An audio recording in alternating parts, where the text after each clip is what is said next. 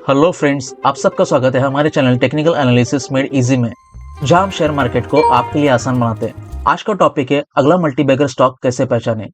Multibagger stocks वो होते हैं जो आपके इन्वेस्टमेंट को कई गुना बढ़ा देते हैं। जैसे 10 का शेयर कुछ सालों में 500 या फिर 1000 का बन गया। Titan, Eicher Motors, Bajaj finance, ये सब मल्टीबैगर स्टॉक्स के बेस्ट एग्जाम्पल है। लेकिन सवाल यह है कि इन्हें पहचाने कैसे। तो चलिए इसे आसान भाषा में समझते हैं। अगर वीडियो पसंद आए तो लाइक और कमेंट जरूर करें और चैनल को सब्सक्राइब करना ना भूलें। तो दोस्तों, सबसे पहले हम समझते हैं कि मल्टीबैगर स्टॉक्स क्या होते हैं। मल्टीबैगर का मतलब होता है कई गुना रिटर्न देने वाले स्टॉक्स। ये स्टॉक्स वो होते हैं जो लॉन्ग टर्म में अपने इन्वेस्टर्स को 5 गुना, 10 गुना या उससे भी ज्यादा रिटर्न देते हैं। जैसे इन्फोसिस 1993 में 145 में लिस्टिंग हुई थी और अभी तक उसने 10,000 गुना से भी ज्यादा रिटर्न दिए हुए हैं। ये तभी पॉसिबल है जब स्टॉक के फंडामेंटल्स और ग्रोथ स्ट्रांग हो। अब हम मल्टीबैगर स्टॉक्स की खासियतों को समझते हैं। सबसे पहली खासियत यह है कि स्ट्रांग फंडामेंटल्स। मल्टीबैगर बनने के लिए किसी कंपनी के फंडामेंटल्स बहुत स्ट्रांग होने चाहिए।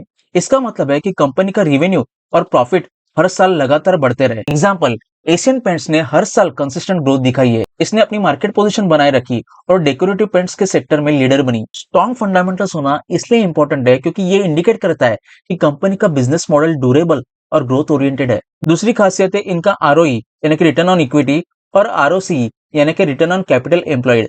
आरओई ये इंडिकेट करता है कि कंपनी अपने शेयर होल्डर्स के पैसे को कितना अच्छा यूटिलाइज कर रही है। आरओसी ये बताता है कि कंपनी ने अपने कुल कैपिटल को कितना इफेक्टिवली और अच्छे से यूज करके रिटर्न जनरेट किया है। अगर आरओई और आरओसी इंडस्ट्री के एवरेज से ऊपर है तो इसका मतलब कंपनी अपने कैपिटल को बेहतरीन तरीके से यूटिलाइज कर रही है। इसका बेस्ट एग्जांपल है एचडीएफसी बैंक। इसने हमेशा हाई आरओई और आरओसी बनाए रखे, जिससे ये इन्वेस्टर्स के लिए एक भरोसेमंद चॉइस बना। तीसरी खासियत है कि इनका स्केलेबल बिजनेस, मतलब कि कंपनी ऐसा प्रोडक्ट या सर्विस ऑफर करती हो जिससे बड़ी स्केल पर बढ़ाया जा सके। ये इसलिए इंपॉर्टेंट है क्योंकि ऐसे बिजनेसेस तेजी से ग्रो करते हैं, खासकर अगर वो इमर्जिंग सेक्टर में से हो। और इसका फर्स्ट एग्जांपल है ईवी सेक्टर, जिसमें टाटा मोटर्स ने ईवी मार्केट में बड़ा स्कोप देखा और टाटा नेक्सॉन ईवी जैसे प्रोडक्ट्स लॉन्च किए। दूसरा एग्जांपल है रिन्यूएबल एनर्जी, जिसमें टाटा पावर ने सोलर और ग्रीन एनर्जी पर फोकस किया। तीसरा एग्जांपल है आईटी सेक्टर, जिसमें इन्फोसिस ने डिजिटल ट्रांसफॉर्मेशन में स्केलेबिलिटी का बेनिफिट लिया। चौथी खासियत है इनका कम कर्ज यानी कि लो डेट, मतलब कंपनी के पास ज्यादा लोन या बोरोइंग ना हो।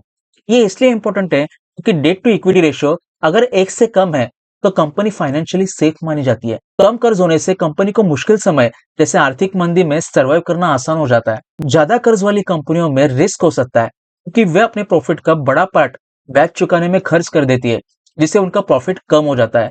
एग्जाम्पल, इन्फोसिस और एशियन पेंट जैसी कंपनियों का डेट टू इक्विटी रेशियो हमेशा लो रहा है और इसका बेनिफिट इनके प्रोग्रेस में हुआ। पांचवी खासियत है इनका मैनेजमेंट, मतलब कि कंपनी का मैनेजमेंट एक्सपीरियंस्ड, भरोसेमंद और ट्रांसपेरेंट होना चाहिए।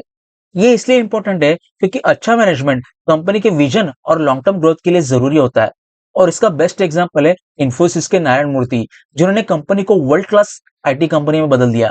दूसरा एग्जांपल है रिलायंस इंडस्ट्रीज के मुकेश अंबानी, जिन्होंने जियो लॉन्च करके अपने कंपनी को नई हाइट पर पहुंचाया। मैनेजमेंट में ट्रांसपेरेंसी होने के कारण इन्वेस्टर्स को सही जानकारी और डिस्क्लोजर्स समय पर मिल जाते हैं।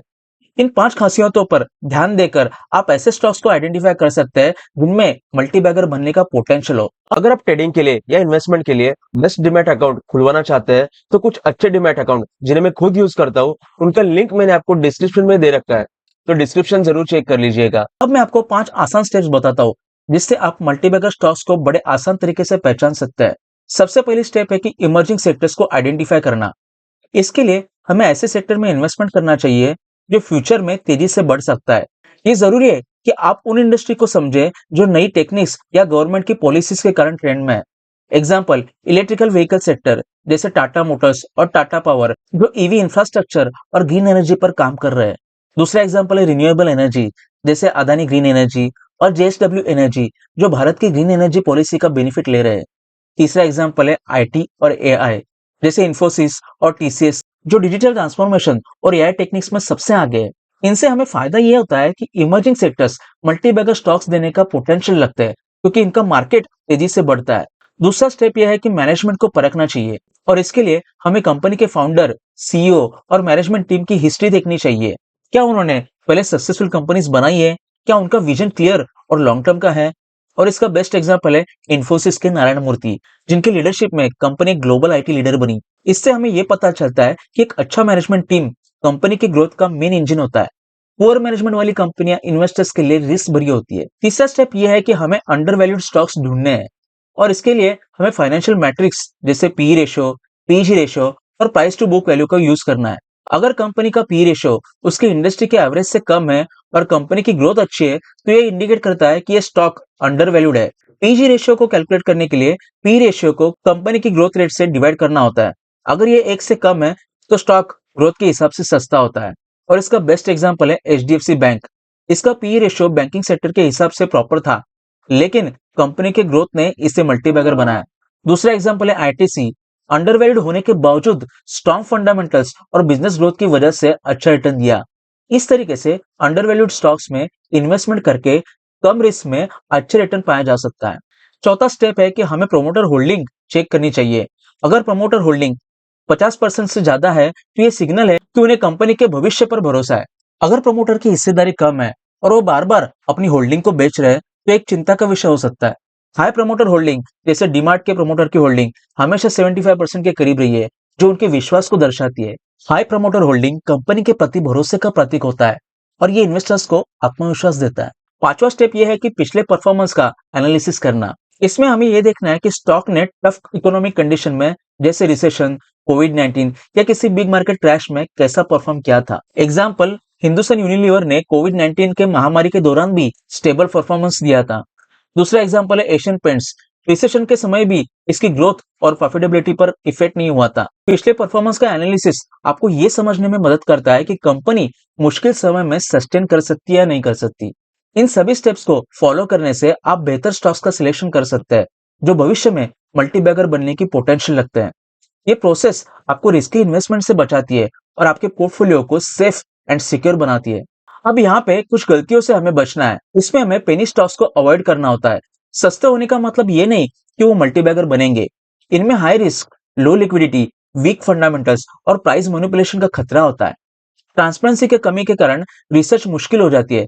ऐसे स्टॉक्स लॉन्ग टर्म ग्रोथ के लिए सही नहीं होते, इसलिए हमेशा स्ट्रॉन्ग फंडामेंटल्स वाले स्टॉक चुनना बेटर होता है। अब हम मल्टीबैगर स्टॉक्स के कुछ हिस्टोरिकल एग्जांपल्स देखते हैं, जिसमें से पहला एग्जांपल है टाइटन कंपनी। 10 रुपए के शेयर ने 15 साल में 1000 गुना से भी ज्यादा रिटर्न दिया और इसकी वजह था सही प्रोडक्ट और स्केलेबल बिजनेस मॉडल। दूसरा एग्जांपल है आइचर मोटर्स, जिसने रॉयल एनफील्ड को रिब्रांड करके मार्केट लीडर बनाया। तीसरा एग्जांपल है बजाज फाइनेंस। इंडिया में क्रेडिट का बढ़ता यूसेज इसका ग्रोथ इंजन बना। तो दोस्तों, आज ही अपनी मल्टीबैगर जर्नी शुरू करें। अगला मल्टीबैगर पहचानने के लिए इन सभी स्टेप्स को फॉलो करें। याद रखें, लॉन्ग टर्म इन्वेस्टमेंट से कंपाउंडिंग का फायदा मिलता है, रिस्क कम होता है और वेल्थ ग्रोथ सुनिश्चित हो जाती है। लॉन्ग टर्म इन्वेस्टमेंट करने के लिए टेक्निकल एनालिसिस का यूज कैसे करना चाहिए, स्मॉल कैप स्टॉक चुनने के लिए एनालिसिस कैसे करना चाहिए और मैक्सिमम रिटर्न्स पाने के लिए सही स्टॉक्स कैसे चुनने चाहिए, इनके ऊपर मैंने अपने चैनल पर ऑलरेडी बेस्ट वीडियोस बनाए हैं, जिनकी लिंक आपको नीचे डिस्क्रिप्शन में मिल जाएगी। अगर आपको ये वीडियो पसंद आई हो और आपको कुछ नया सीखने को मिला हो, तो कृपया इस वीडियो को अपने दोस्तों के साथ शेयर करें। शेयर करने से ना सिर्फ उन्हें मदद मिलेगी, बल्कि मुझे भी मोटिवेशन मिलेगा और मैं आपके लिए और भी इंफॉर्मेटिव वीडियोस बना पाऊंगा। आपके सपोर्ट के लिए बहुत धन्यवाद। चैनल को सब्सक्राइब करना ना भूलें और बेल आइकन को जरूर प्रेस करें ताकि हमारे नए वीडियोस की नोटिफिकेशन तुरंत मिल सके। अगर आप ट्रेडिंग के लिए या इन्वेस्टमेंट के लिए बेस्ट डिमैट अकाउंट खुलवाना चाहते हैं, तो कुछ अच्छे डिमैट अकाउंट जिन्हें मैं खुद यूज करता हूँ, उनका लिंक मैंने आपको डिस्क्रिप्शन में दे रखा है, तो डिस्क्रिप्शन जरूर चेक कर लीजिएगा। धन्यवाद, मिलते हैं अगले वीडियो में।